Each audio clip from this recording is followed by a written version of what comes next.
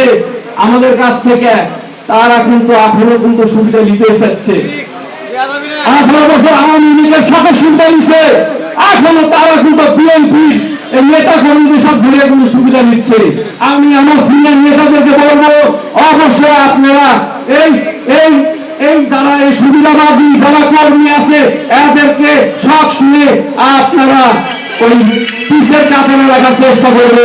কামড়াকামড়ি করে অনেকেই, কামড়াকামড়ি করে আগের চেয়ারে আসা বসার চেষ্টা করে, আগে আসার চেষ্টা করে।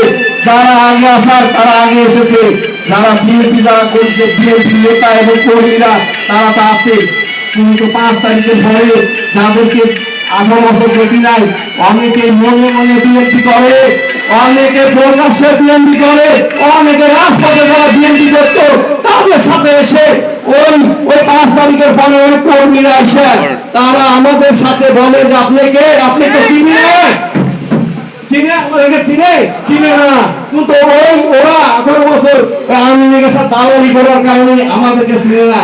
আমাদেরকে চিনে কারা?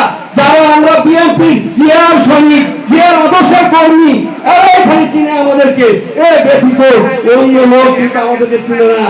কেননা আমাদের দীর্ঘ 18 বছর যে নির্যাতন নিপীড়নের কারণে আমরা একদিন গুরুসাহের বাড়িতে এসে প্রোগ্রাম করার পরের দিন কিন্তু আমরা আর কিন্তু বাড়ির যা ঘরে কিন্তু শুয়ে থাকতাম, ওই দিন আর বাজারে বেরোতাম না। কেননা ওই আওয়ামী লীগের কুলাঙ্গারেরা আমাদেরকে খুঁজতো, খুঁজে তারা মারার চেষ্টা করতো।